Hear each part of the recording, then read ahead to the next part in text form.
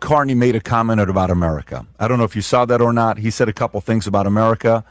And then the president comes out. Rob, if you want to, let's play what the president said first, and then we'll go to Carney. Here's the president. Doesn't hold back. 19 seconds. Here's how he responds to Canada. Go ahead, Rob. Canada gets a lot of freebies from us. By the way, they should be grateful also, but they're not. I watched your prime minister yesterday. He wasn't so grateful. But they should be grateful to us. Canada lives because of the United States. Remember that, Mark, the next time you make your statements. Canada Can you imagine that calling like Canada the way he did? By the way, Rob, do you have the Carney comment or no? Yes. Do you have what he said about America? Yeah, go ahead. Direct. We are in the midst of a rupture, not a transition. Over the past 2 decades, a series of crises in finance, health, energy, and geopolitics have laid bare the risks of extreme global integration. But more recently, great powers have begun using economic integration as weapons. Tariffs as leverage, financial infrastructure as coercion, supply chains as vulnerabilities to be exploited. You cannot live within the lie of mutual benefit through integration when integration becomes the source of your subordination. Tom.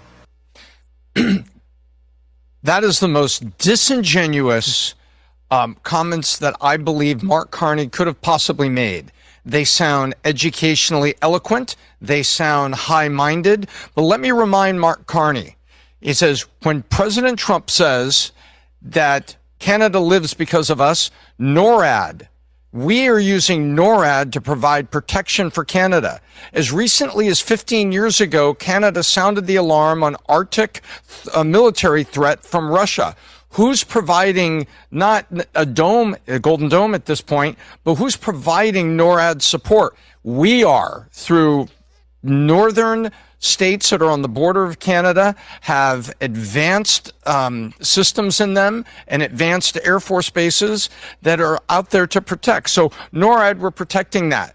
Canada is smaller than California's economy. So I find it very, very disingenuous that yapping poodle can sit there and nibble at the ankle of the giant that is giving him safety, security, and economic stability.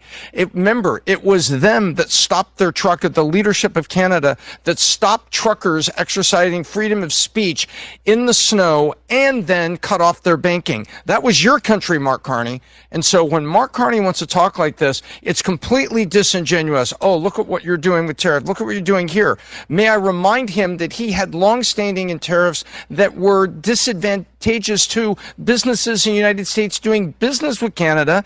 And Trump said some of those have been in place for 20 years. It's time to unplug them.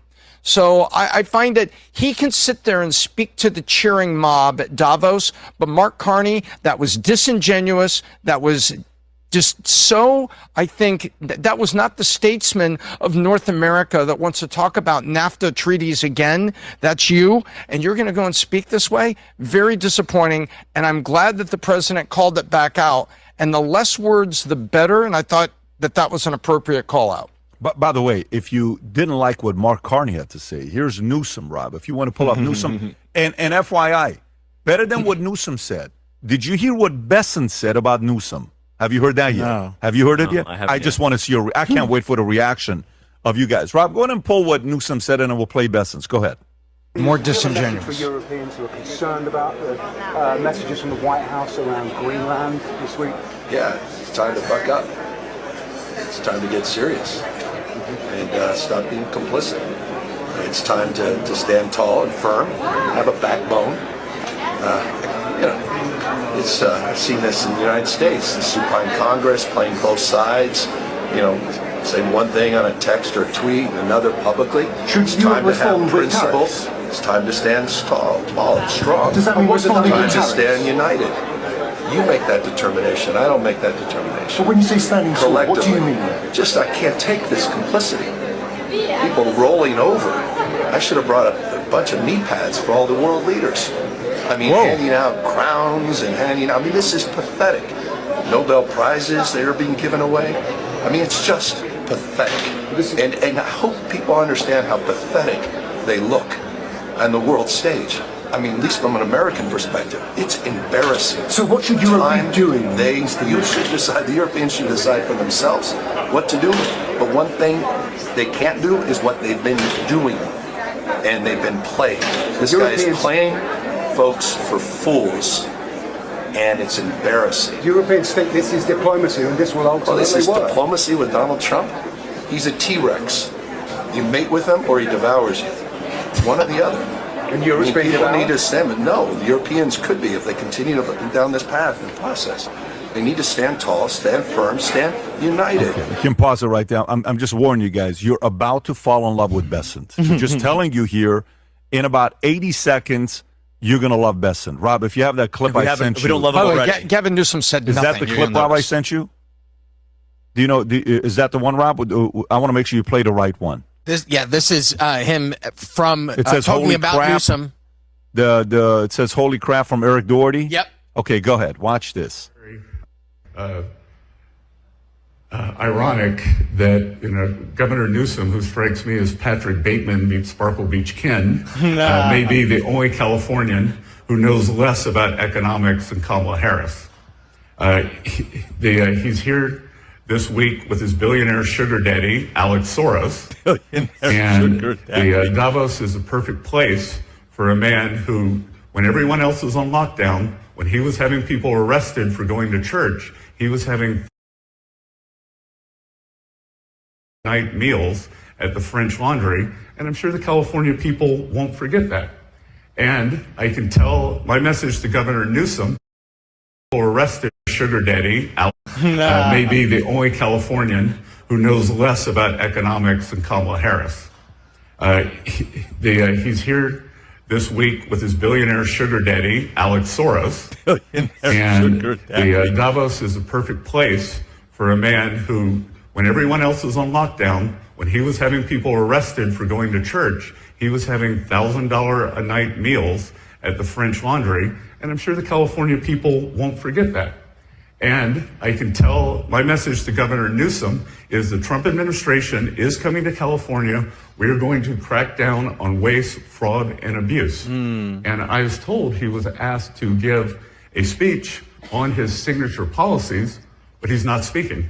Because what have his economic policies brought? Outward migration from California, a gigantic budget deficit, the largest homeless population in America, and the poor folks in the Palisades who had their homes burned down. He is here hobnobbing with the global elite while his California citizens are still homeless.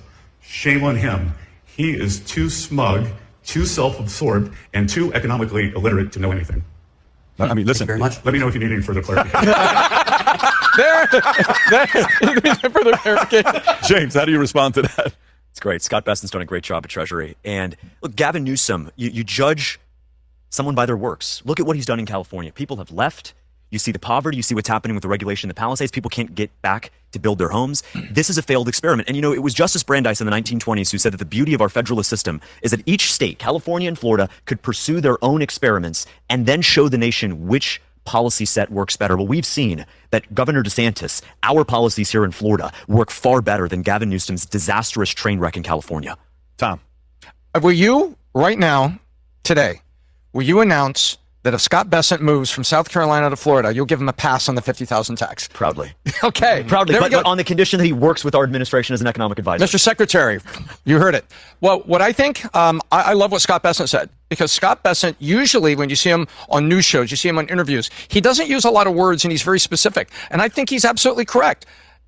Who's in Davos now not speaking? He's not speaking in Davos, but he's there to try and look presidential and to do his stump speeches. But he sits there with a few random reporters that corner him in a hallway while he's wearing a badge that says Gavin Newsom, because there's still people in Davos that don't know who the hell he is, and saying nothing. He was saying nothing. Have a backbone. What do you mean by that? That's up for them. That's up your determination. What do you mean the European countries? No, that's up for them to decide. Really, there's a guy with no plan just looking for a microphone, and then there's Scott Bessent. And I'll say here, in my opinion, I believe Trump Bessent and Rubio are the best trio that we've had in the history of the United States doing what they're doing. When you look at commerce, you look at foreign policy, you look at what we're having to do, and you look at the size of the problems that they're having to solve and the men that are there. That's my opinion. That's what I think. And I think you see leadership, even a little sarcasm with that leadership coming out of Scott Bessent's mouth while he's sitting there talking to global people about solutions and things for tomorrow, while you have a guy giving stump speeches in the hallway having to wear a name tag to random media. Brandon. Yeah, the only thing that Bessent said I disagree with is that the people of California won't ever forget about what he did, because they clearly did forget about what he did, along with half of the country right now, which is why he's one of the front runners to be president. So, I mean, he is the front runner by a mile. Yeah, for the Democrats. I mean, it's crazy and scary that people could look at California and see that's not like a shell of what it used to be before. I'm like, it literally looks as if his job was to get into that position and make it California as bad as possible with the result that's out. Like, it was like comparably perfectly fine before he got into office. But I would love to be behind the scenes and see what his strategy sessions are like for crafting his message, because I feel like he's always trying these moves out where he's trying to say bold things, and I just think he's probably the most insincere person out there in terms of what he shows versus how he actually is. Whatever you say about Trump, I think he's 100% of himself all the time. Newsom, I don't think we have any idea who the hell his real personality is. When we set out